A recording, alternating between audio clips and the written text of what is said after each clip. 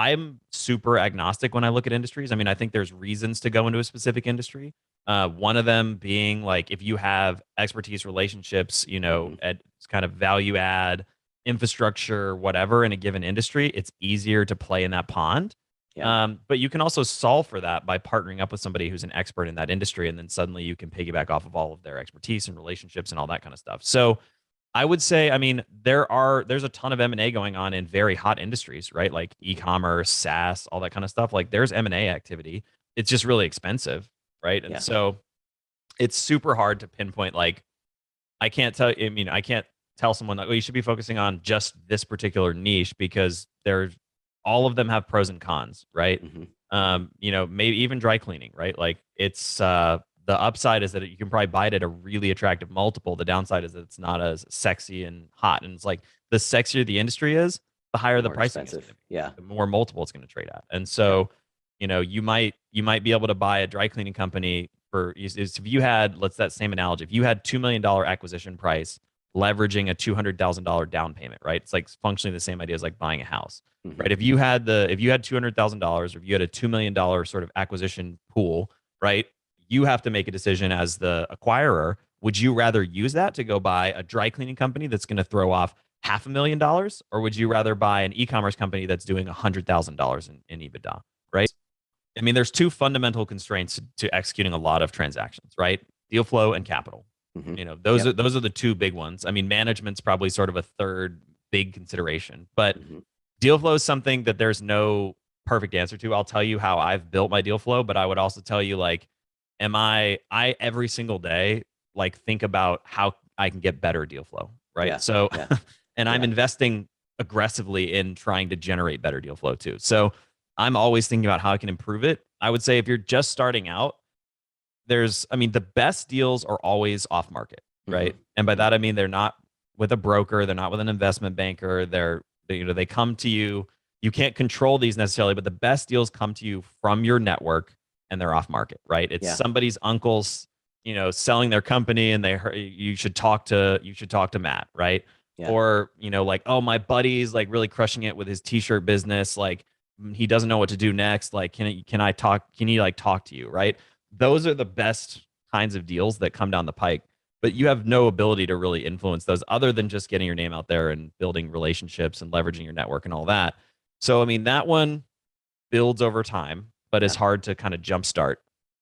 The easiest one, which is the lowest value deals, are just brokers, right? Like you Hmm. can go to Woodbridge International's website, you can go to Benchmark Capital's website, you can go to Generational Equity's website. Those are probably two or three of the like big, what I would almost call like chop shoppy like brokerages that will just sling deals Yeah. all day. You know what I Yeah. mean? I mean, you can go to Woodbridge, well, I don't know, Generational Equity. You go there, like plug in two or three states that you're interested in that are in like a 3 hour drive time of where you're at, and you'll find 50 companies for sale tomorrow, right? Now, those have been looked over. People have looked at them like, there's a broker that's getting in the mix that may or may not make it easier or harder to get the deal done. Yeah. There's cons there too, but I would say brokers and listings and that kind of stuff is kind of the lowest hanging fruit. And then I mean, it's basically just marketing from that point forward, right? Like, how do you want to approach any marketing problem, right? Do you want to use outbound? Do you want to use cold outreach? I've used email outreach. I've used email campaigns. I've used direct mail. I've done direct mail, right? Do you want to sponsor a podcast? Right? I haven't done it, but I've looked into sponsoring like podcasts about entrepreneurship or even podcasts about thinking about selling your business, right? So that I can kind of get in front of those people. I've looked at joint ventures, right? I've looked at how do you get trickle down deal flow, right? Like people who are doing bigger deals than you who just pass Hmm. on stuff because it's too small for them and send it to you, or people who are doing deals that are too small for you, or that pass you the bigger deals that they come across. Like all of those things, there's a million different ways you can do it. So my childhood, generally speaking, I'm the youngest of four, and all my older siblings are half siblings who are way older than me. So Okay. the next closest in age is like, I don't even know, 15 years older than me or something. I lose track, honestly. But so I kind of was basically had sort of the benefits of being the youngest, but also Yeah. being an only child. So my dinner table, when I think of growing up, I think of me and my mom sitting at the kitchen counter, like watching TV. And she probably would be like appalled if I said that. But my dad is like a very sort of active and successful entrepreneur. And generally traveling. Yeah. And so it was just like me and my mom hanging out basically. Very Um, cool. and it was fun. It was chill. Had a lot of sort of peripheral family, but it really was just the two of us most of the time. Yeah. What industry was your dad in? What He's was his still, I business mean, in? he's in the restaurant industry, so he's very kind of Okay. active restaurateur even to this day. Oh, very cool. Very cool. Yeah, that's impressive. So obviously that probably spawned some entrepreneurial tendencies in you as a child, would you say? Did you leech off of any of that type of energy? As a child, I don't know that I fully sort of internalized or understood some of the kind of what, like, I mean, when you're a kid, you don't know that, like, how you're different than any other kid, right? Hmm. So you just sort of take the givens in your life as like the way things are, right? Hmm. And only later, when you're either sort of start meeting people, grow up, sort of see your life from a different perspective, then you start to understand, oh, like that was really weird. That thing that I just thought was totally normal, right? Or Yeah. whatever it might be in your particular life. So I don't think I necessarily absorbed that stuff consciously. I wasn't like, oh, my dad's a businessman and I want to be an entrepreneur, when I was like 8. I actually wanted to be in the military for a really long time. Okay. Okay. But I think the lifestyle, the thought processes, all of that stuff, I think at a subconscious level, I internalized a lot of that stuff. And one of the things that was really transformational for me as a child, that to this day, I didn't even really realize it for probably 20 years how impactful it was for a number of years, probably 6 years, my parents, when I was in about kindergarten through 5th grade, they would take me out of school January through March, and they Oh, would well. go to the beach and bring me along.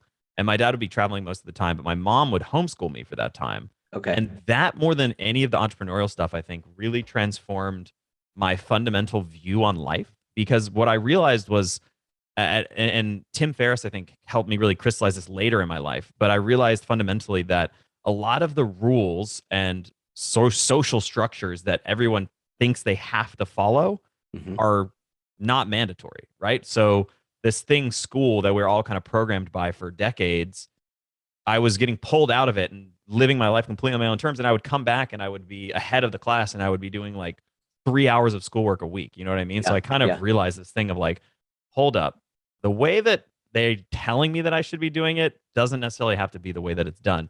And to me, that is kind of a fundamentally entrepreneurial lesson. So, Yeah. in a I weird love that. way, like I think that was truly transformational in shaping me as a human, just in the way that I look at anything, because I have this kind of innate tendency to look at any situation and say, well, why does it have to be that way? Why do I Hmm. have to do it that way? I kind of get right to the fundamental assumptions and try to throw them out if I don't think they're helpful. Hmm. And do you remember growing up whose idea that was to take you out? Because I mean, obviously, your mom had to have had a certain amount of entrepreneurialism running through her head as well, because that's something that a lot of parents, I think, would probably say, well, I don't know anything about homeschooling, or how am I going to learn, or how am I going to remember how to do whatever the subjects are that you're learning at that age, right? And obviously, if that happened year after year, she's going to have to keep relearning all of that stuff again to be able to teach it to you. So any remembrance of like how that whole transition, how that that first started happening? I mean, I was probably 6 when they first made that Okay. decision, so they didn't really give me a lot of kind of weigh in on that decision calculus. But I mean, I'm sure it was probably both of them driving it to some degree. I mean, at the time we lived in Colorado Hmm. and up in the mountains, and I mean, it's great. I mean, I was a way better skier when I was like 7 years old than I am Yeah, today. I'm okay today, but I was like crushing like double black diamonds, fearless 7-year old, just like exactly. Yeah. barreling down stuff. But I mean, so we would ski all the time, but like you get kind of bored of it. Like, Colorado in January through Yeah. February, like is just like it starts to get a little bleak. So I think they were just like ready to leave the mountains and wanted to do something. Yeah. And somehow came to that conclusion. What was your favorite resort growing up? Or did you go to the resorts So, for some so more? we lived in Breckenridge, so that Oh, was beautiful. I generally love where we Breckenridge. skied. I mean, we Yeah. skied all the stuff, but Yeah. Yeah. I love that. That's one of my favorite ski towns. I love Breckenridge. So beautiful it's a lot area. of fun. Love it. So what happened, as you started to get a little bit older? Did you do the college thing? Or what was that path? So my probably the most fundamentally transformational element of my life when I was as sort of an adolescent and or high school, college, all that stuff kind of mixed together, was I was a debater. Hmm. And I would say if you took everything I learned in high school and everything I learned in college, from a skill sets and kind of content perspective. Now, maybe like life lessons and the maturity that you get from college is sort of a different thing, but like you just took all the raw content that I learned and Mhm. all of the kind of life skills that I learned. I would say, I would give that like this much, and debate was like 10 times that. You know what I mean? Maybe 20 times, like maybe 100 times more from debate than everything else in aggregate. And Yeah. it to me, I'm a huge believer in like speech and debate, and it teaches you pretty much, I think, most of the life skills that you need to really do almost anything, right? It Yeah. teaches you how to speak, it teaches you how to communicate, Mhm. it teaches you how to research, it teaches you how to write, it teaches you how to present arguments, it teaches you how to present things, it teaches you sales skills.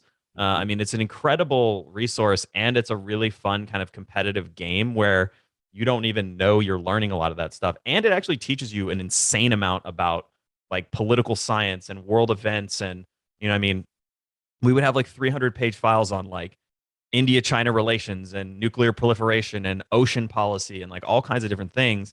And it's funny, like one of my first classes in college, um, when I took a class in international relations, and my first paper ever, I forget what the topic was just some like random, international relations thing.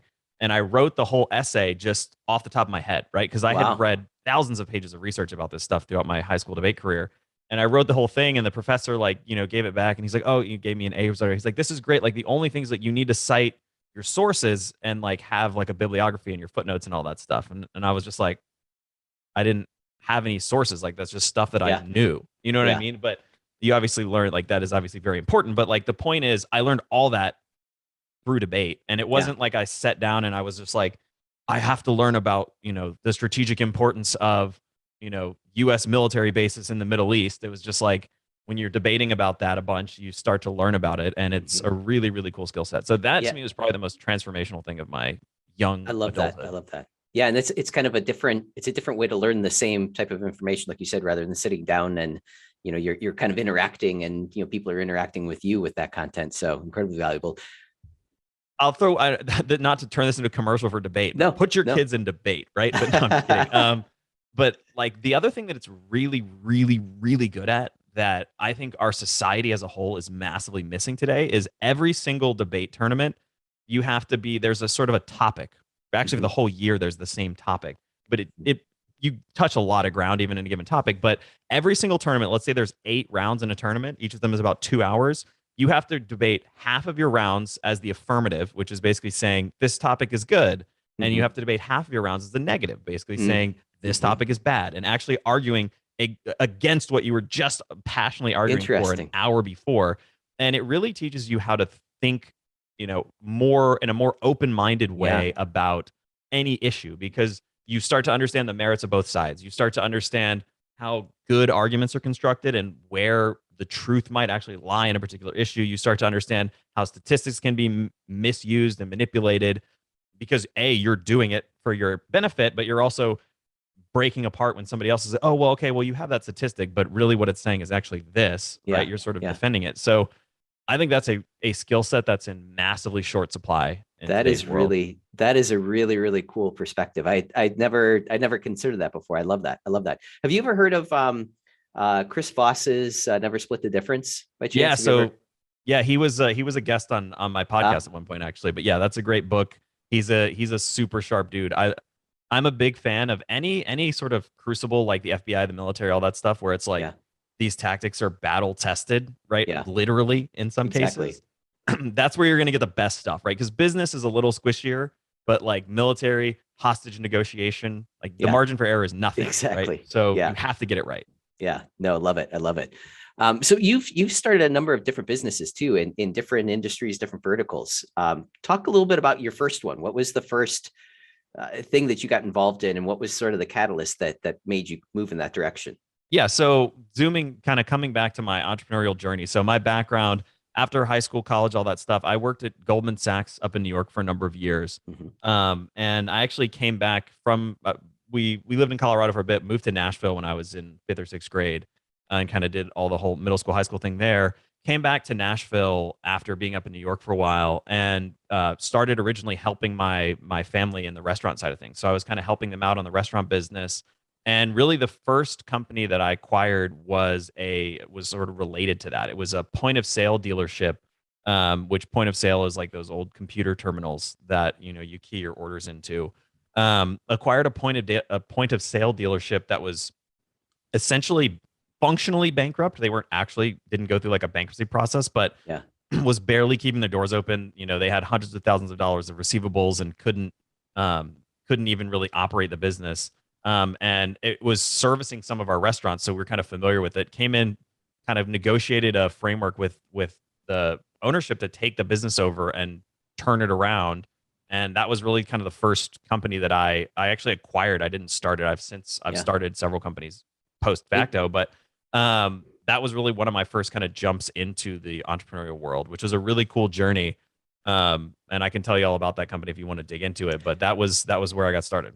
yeah. So I'm curious, from your mindset standpoint, you'd never run a business or anything like that before, correct? You've never, Nope. yeah. So what was your, I guess, what was your thought process, and where did you get the, I guess, the mental fortitude to say, you know what, I'm going to go and buy this thing. I have no idea, I've never run a business before, but I can turn this around. Like, these people that obviously had been running the business for X number of years, they failed at it. What made you feel like you could come in and change that?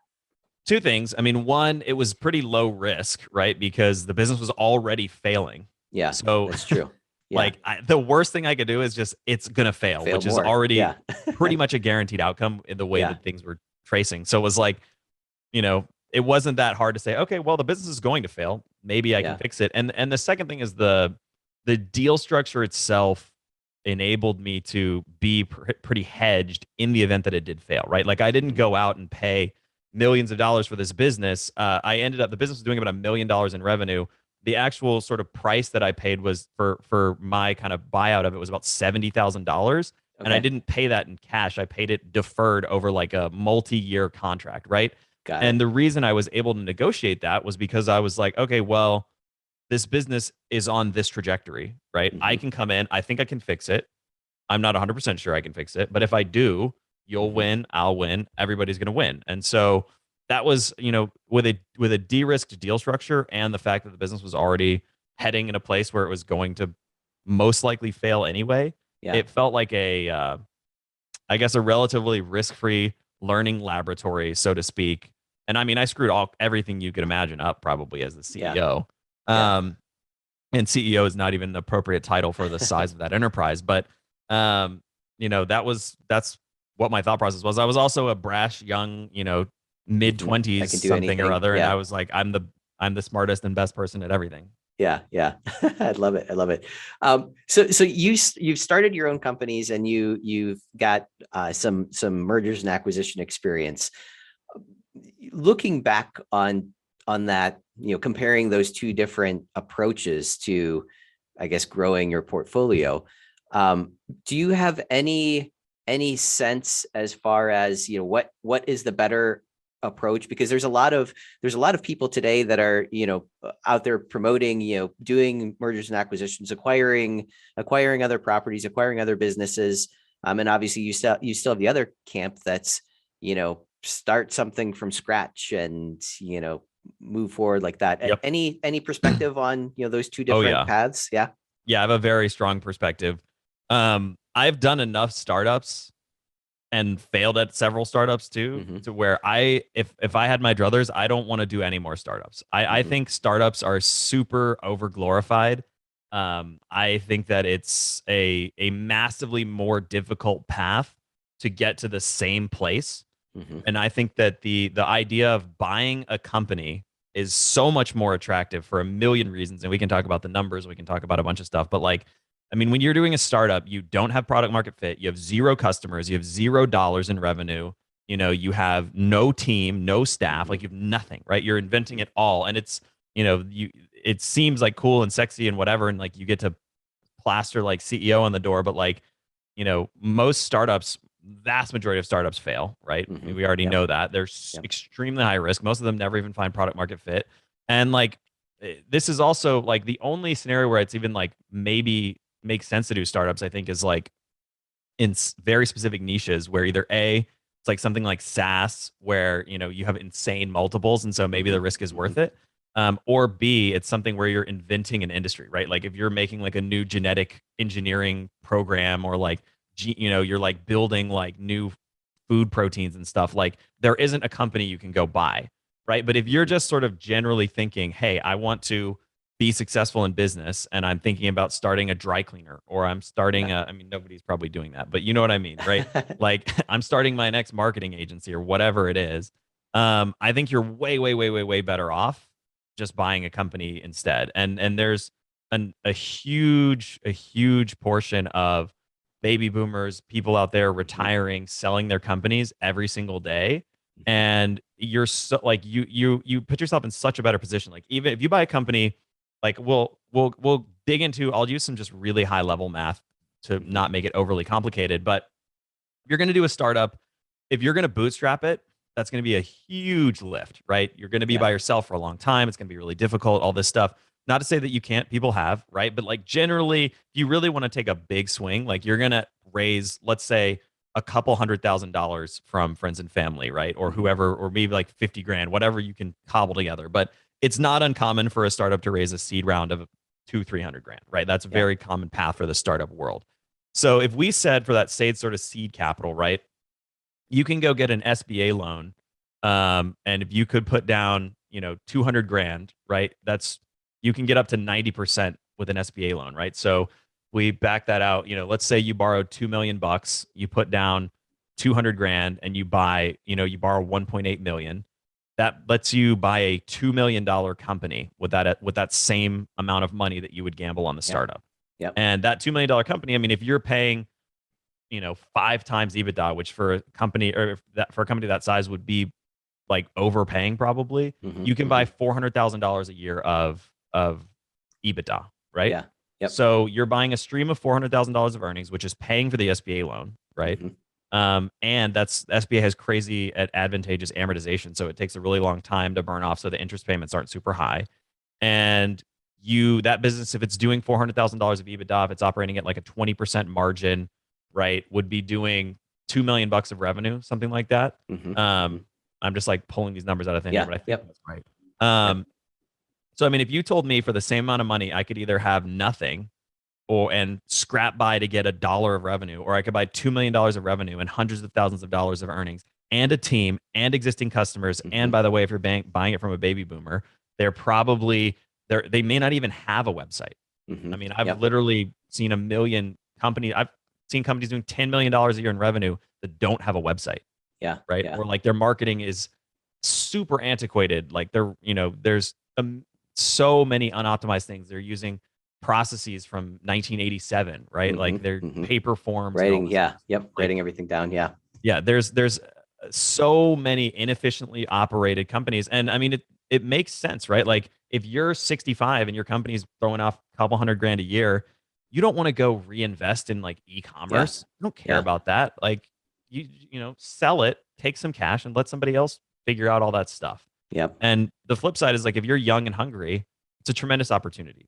Hmm. So to me, the idea of sort of acquisition entrepreneurship versus startup entrepreneurship, it's not even a question in my mind. Yeah, that makes perfect sense. And we'll call them boring businesses, right? The businesses that are the dry cleaners, like you said, because everybody's dying to open up a dry cleaning company, right? Uh, Obviously, those are the companies that have been around and are the companies that the baby boomers are retiring from, and those are the ones that are going to sell. I guess any thoughts on specific industries maybe that you see maybe doing better than others, or is it again looking at different areas and looking at their past business and looking at their assets, whether or not they have a website, how much upside there could be to grow that company? I guess the question is do you see um, a an industry that is still considered sexy, or it's something that you'd want to get involved in, or like not boring, but something that has been around for a good number of years and has the potential to keep moving forward for a good number of years. Does that make sense? Does that I resonate? understand what you're asking. I mean, I think I mean, I evaluate hundreds of acquisition opportunities every year, right? And Mhm. I see deals in industries that I didn't even know existed. I mean, all the time I'm like, oh wow, that's a business. That's really interesting, right? Like you Yeah. learn about crazy stuff that people are doing millions of dollars a year in revenue, doing something that you've never imagined was even possible to be a business. Mhm. And so I'm super agnostic when I look at industries. I mean, I think there's reasons to go into a specific industry. One of them being like if you have expertise, relationships, Mhm. at kind of value add, infrastructure, whatever in a given industry, it's easier to play in that pond. Yeah. But you can also solve for that by partnering up with somebody who's an expert in that industry, and then suddenly you can piggyback off of all of their expertise and relationships and all that kind of stuff. So I would say, I mean, there's a ton of M&A going on in very hot industries, right? Like Mhm. e-commerce, SaaS, all that kind of stuff. Like there's M&A activity. It's just really expensive, right? And Yeah. so it's super hard to pinpoint like I can't tell someone that, oh, you should be focusing on just this particular niche because there's all of them have pros and cons, right? Mhm. Mhm. Maybe even dry cleaning, right? Like it's the upside is that you can probably buy it at a really attractive multiple. The downside is that it's not as sexy and hot. And it's like the sexier the industry is, the higher The the more pricing is going expensive. to be, Yeah. the more multiple it's going to trade at. And Yeah. so, you might be able to buy a dry cleaning company for if you had, let's that same analogy, if you had $2 million acquisition price leveraging a $200,000 down payment, right? It's like functionally the same idea as like buying a house, Mhm. right? If you had $200,000 or if you had a $2 million sort of acquisition pool, right? You have to make a decision as the acquirer. Would you rather use that to go buy a dry cleaning company that's going to throw off $500,000, or would you rather buy an e-commerce company that's doing $100,000 in EBITDA, right? Mhm. And again, that might not be like apples to apples comparison, but you get my point. Is like I don't know, right? I mean, Yeah. maybe I'd rather just have the dry cleaner, or maybe the e-commerce company I can triple it in 2 years and sell it for an even more absurd multiple. And so even if I'm paying 2 million, I'm going to sell it for 7 million in 3 years. It's still a slam dunk, right? So and maybe I know a bunch of people in e-commerce that I Mhm. can plug Mhm. into, or I have a friend who is like thinking about quitting their job that I could come and give them some equity and hire them as the president of that company, and they have some expertise within that particular niche, right? There's tons of factors that Mhm. you may or may not consider when you're looking at industry. I try to stay loosely industry agnostic, but the pro of like being focused in a particular industry is sometimes you can kind of hone in on your deal flow. You can do better outreach, Mhm. Mhm. and you can have a more nuanced and focused kind of plan for adding value to specific companies. Yeah, yeah, that makes perfect sense. And you mentioned that you see hundreds of deals a year, so you have good deal flow coming through. Um, I how did want more. you? Yeah, how did you establish that? And again, it sounds like it's not necessarily focused. It is kind of larger scale, different industries and whatnot. But how did you establish that many people or that many opportunities coming in? Is that just reaching out and talking to people, or how did that all get started? Yeah, I mean, and I would say deal flow is, I mean, there's two fundamental constraints to executing a lot of transactions, right? Deal flow and capital. Hmm. Those are Yep. those are the two big ones. I mean, management's probably sort of a third big consideration, but Hmm. deal flow is something that there's no perfect answer to. I'll tell you how I've built my deal flow, but I would also tell you like, I every single day like think about how I can get better deal flow, right? Yeah. So, Yeah. and I'm Yeah. investing aggressively in trying to generate better deal flow too. So I'm always thinking about how I can improve it. I would say if you're just starting out, I mean, the best deals are always off market, Hmm. right? And by Hmm. that I mean they're not with a broker, they're not with an investment banker. They come to you. You can't control these necessarily, but the best deals come to you from your network, and they're off market, right? It's Yeah. somebody's uncle's, selling their company, and you should talk to Matt, right? Yeah. Or like, oh, my buddy's like really crushing it with his t-shirt business, like he doesn't know what to do next. Like, can he like talk to you, right? Those are the best kinds of deals that come down the pike, but you Hmm. have no ability to really influence those other than just getting your name out there and building relationships and leveraging your network and all that. So I mean, that one builds over time, but is Yeah. hard to kind of jumpstart. The easiest one, which is the lowest value deals, are just brokers, right? Like you Hmm. can go to Woodbridge International's website, you can go to Benchmark Capital's website, You can go to Generational Equity's website. Those are probably two or three of the like big, what I would almost call like chop shoppy like brokerages that will they just sling deals Yeah. all day. You know what I Yeah. mean? I mean, you can go to Woodbridge, well, I don't know, Generational Equity. You go there, like plug in two or three states that you're interested in that are in like a 3 hour drive time of where you're at, and you'll find 50 companies for sale tomorrow. Right now, those have been looked over. People have looked at them like, there's a broker that's getting in the mix that may or may not make it easier or harder to get the deal done. Yeah. There's cons there too, but I would say brokers and listings and that kind of stuff is kind of the lowest hanging fruit. And then it's basically just marketing from that point forward, right? Like, how do you want to approach any marketing problem, right? Do you want to use outbound? Do you want to use cold outreach? I've used email outreach. I've used email campaigns. I've used direct mail. I've done direct mail, right? Do you want to sponsor a podcast? Right. I haven't done it, but I've looked into sponsoring like podcasts about entrepreneurship or even podcasts about thinking about selling your business, right? So that I can kind of get in front of those people. I've looked at joint ventures, right? I've looked at how do you get trickle down deal flow, right? Like people who are doing bigger deals than you who just pass on stuff because it's too small for them and send it to you, or people who are doing deals that are too small for you or that pass you the bigger deals that they come across. Like all of those things, there's a million different ways you can do it. I would say I have kind of a list of probably like 25 plus deal flow strategies that I kind of keep as just a checklist for myself. Yeah. Right now, there's really three big strategies that I'm personally focused on. So one of them is, then they're kind of a mix of inbound and outbound, right? So one of them is just straight cold email, right? And I've actually hired like marketing agencies to do it for me. You can do it all yourself, and I did it myself for a while, but like I have hired marketing agencies to build a database of owners, do a campaign, set up calls with me, right? Or people on my team. And so that's kind of one pillar right now. The second pillar is like speaking and content, right? So that's why I'm doing this show. That's why I do, other like podcasts and that kind of thing, is like I want to get out there and try to generate sort of warm, inbound stuff that may or may not materialize. Yeah. Now that's definitely a squishier pillar than sort of cold outreach, but nonetheless, it is a pillar, and I think it generates better deals fundamentally. And then the third is kind of weird, and this one is just sort of unique to some folks that I know, or sort of opportunities that I've come across. But the third is like what I call community engagement, and that's I'm an instructor at a couple kind of like content communities around M&A. And a lot of the people in those communities are looking to buy companies. And a lot of times they'll come across a deal, but they don't know how to finance it, or they don't have the expertise in X, Y, and Z. And so it ends up being a source of a bunch of deal flow. And so I look at that kind of community engagement model as a way to, find a community of people interested in buying companies and then add value to that. And then you sort of benefit from ancillary deal flow as a result. Yeah, that's smart. Yeah, that makes perfect sense.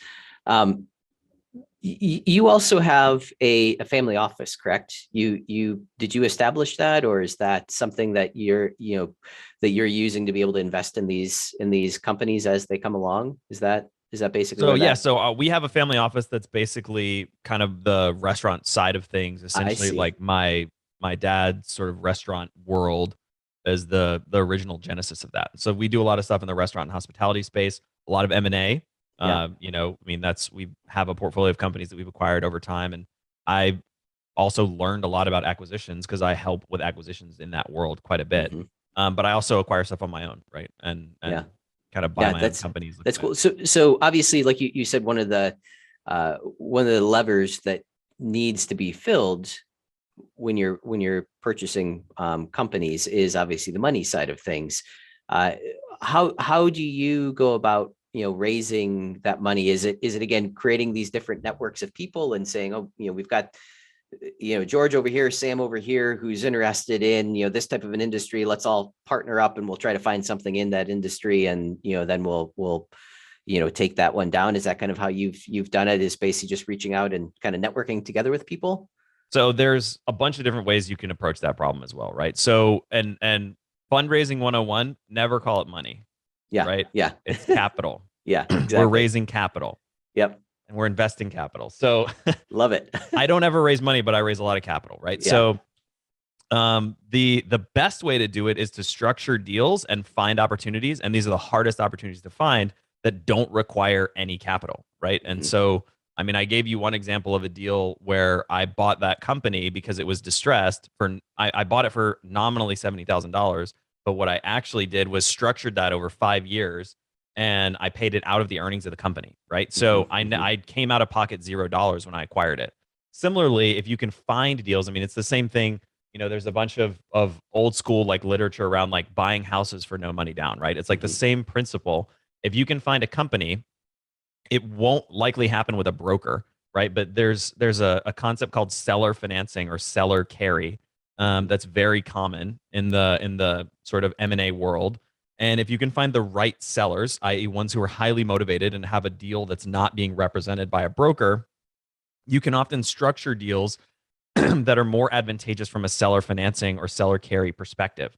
And Mhm. so, the most obvious way to do that would be like go buy a company, have the seller carry 50% of the purchase price, and that not many sellers will agree to that. Like 10 to 20% is probably market average. Mhm. But I'm just throwing out like a great case scenario, and then find a bank to loan you the other half, right? And then suddenly you're buying the company, the seller's carrying half of the purchase price, the bank's putting up the money down, right? So you Yep. tell the Yep. seller, I'll give you $2 million purchase. I'll give you $1 million the day of closing, and I'll pay $1 million over 5 years, right? The argument you make for that is, oh, I need to de-risk it. And like, what happens if your key customers leave and like you're really important to the business? So we need to have a transition plan, like all that stuff, right? And you say, like, look, if I default on my payments on your seller note, you just take the business back from me. So you can kind of de-risk it for the seller too. But that's generally like that's a structure where the seller's getting $1 million day one, you're coming out of pocket zero, right? And suddenly you've bought a $2 million business with, maybe it cash flows $400,000 and the debt service is 200 or 250, right? So you're netting $150,000 of free cash flow Mhm. net of all of your debt service. Now, all of the variables have to line up there, right? You have to have a motivated seller. You have to be able to negotiate an off market structure. You have to make sure that the cash flows can cover it. You have to do all this stuff. And maybe in that scenario, the bank says, well, look, we want you to put something in. So maybe you need to put in 100 grand or 200 grand or whatever, right? Or maybe, you need to put in even more than that.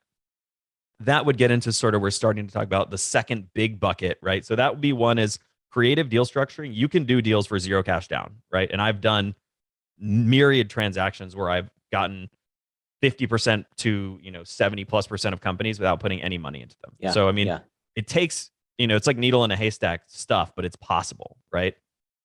The second one is just what you talked about, kind of, which is like what I would call syndicating the capital raise, Mhm. right? Mhm. So syndication is essentially saying, going out like smiling and dialing and like raising from friends and family, right? And Yeah. so again, is that same idea of if you were to do a startup, right? So let's come back to this idea. You buy a $2 million company, you can get an SBA loan for most smaller businesses. It depends somewhat on the track record in the industry and the collateral base and all this stuff. But just generally speaking, for like a small companies doing 2-3 million bucks of revenue, Mhm. usually can kind of fit into the SBA criterion, right? You can get an 80 to 90% down loan. So you would need to raise the balance, right? So you buy a $2 million company, you need to raise 200 grand. It's the same Mhm. thing as if you're raising 200 grand for a startup, right? You call friends and family and sell them kind of a piece of the equity, and you can structure it all kinds of different ways, however you want to do it.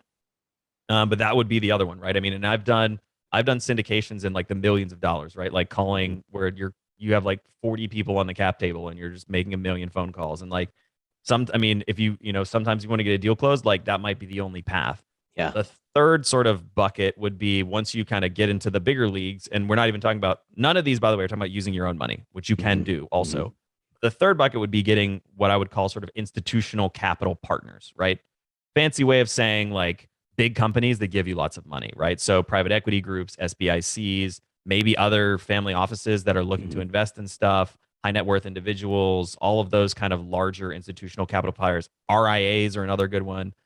So like, people who cut checks in the millions of dollar range, not in the hundreds of thousands of dollars range, and going out and and sort of cultivating those capital partners to provide the capital for the deals. So it all depends on what you're looking at, what's the deal, what's the story. I would say generally my perspective is like it's harder to find quality deals than it is to find capital Mhm. if you know how to pitch, right? And Mhm. that comes back to like debate is quite helpful for that, honestly. But Yeah. just learning like sales skills and that kind of thing, because a really good deal is going to sell itself, right? If you're buying an incredible company at an amazing price, like investors, lenders, any sort of capital provider is going to be like, okay, this is sweet. Like sign Yeah. me up, right? But if Yeah.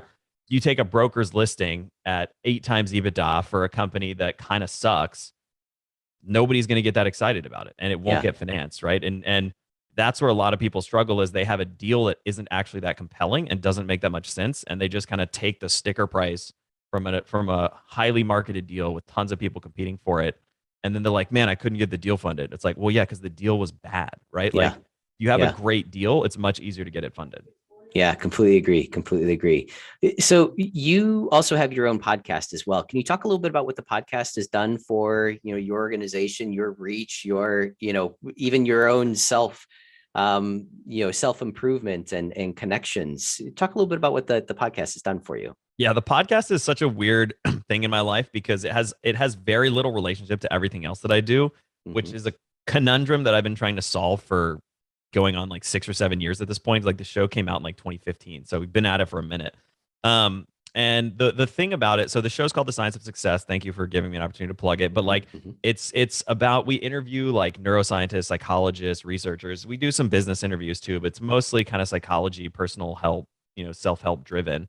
And really what we do is we try to figure out how we can use science, data, evidence, research, that kind of stuff to help us make better decisions, to live better lives, all of that Mhm. sort of thing, right? And so I mean, we'll branch out. We have like astronauts and poker players and anybody who's kind of a high performer so we can learn from their lessons. But Mhm.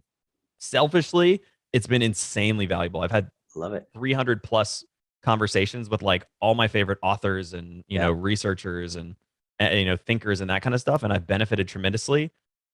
Fortunately, through the platform of a podcast, we've been able to share that with like tens of thousands of people around the globe who've Mhm. benefited from listening to it. But like, it's in this weird spot where like it doesn't really help my other businesses. Like, every now and then, like I'll get a lead or like somebody will be like, "Oh, I saw your podcast and like heard you're in M&A and like I'd love to chat or whatever." But 90% of the time, like it has nothing to do with the rest of my life. So that's been something I've been trying to reconcile for a long time.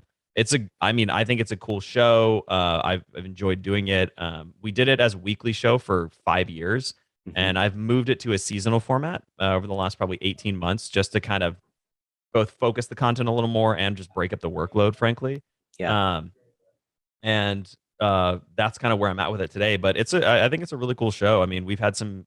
If you think about like personal help and personal development, self help, Mhm. like we probably had, and psychology, like probably had anybody you can think of that's like a well known author, like Chris Yeah. Voss, touched on him earlier. He's been on the show. Like most of the pop psychology authors and stuff have come through that cycle in some point, sometime or another. Yeah, no, I love that. And I mean, for me, you and I would have never met had we not had the podcast connection here. I'm sure same thing with your list of guests as well. It's an opportunity to be able to reach out and connect with some amazingly smart people. And I love talking to entrepreneurs and other people that are trying to change the world in their own way. So it definitely feeds into that side of things. So no, that's great. And you've had a good deal of success with your podcast too. I mean, obviously you've reached a good number of people, like you said, tens of thousands of people have listened to the episodes and hopefully learn from it. So so that's great that you're spreading that knowledge and spreading that ability to be able to learn in that way from those people. Through that channel. So it's great. Yeah, I love view it. it as like almost like a B corporation, if that makes Hmm. sense. Like Yeah, I'm more doing it because like I enjoy it, and it's also like I think people benefit from listening to it, but it's not like some crazy profitable, yeah, cash cow that I'm like, oh, this thing is Prince. Like yeah, exactly. if I was doing it purely economically, I would have shut it down a long time ago. Yep. No, it's fun though. I thoroughly enjoy these things. But Matt, this has been a really, really enlightening episode. Thanks for sharing everything that you've shared with us about mergers and acquisitions, and even getting into some of the ways or some of the things that you do in your own personal companies. I'm glad that you're open to sharing those types of things because a lot of people might shy away from that. So thank you for sharing that everything that you did if people want to learn more about you, your companies, maybe they have something that they're looking at selling, or they have questions, on acquiring something, what would be the best way to reach out and get in touch, or learn more about you and your process? The easiest way is just my website, mattbodnar.com. You can check it out. You can reach me on there. You can hit me on LinkedIn as well. I try to check those messages pretty reasonably. But yeah, if you need help with something M&A related, hit me up. I'm happy to, share as much insight as my time allows me to. Excellent, Matt. I appreciate it. Thank you. Well, Matt, thank you so much for having me on. It's been a fun conversation, and I've enjoyed it as well. Excellent.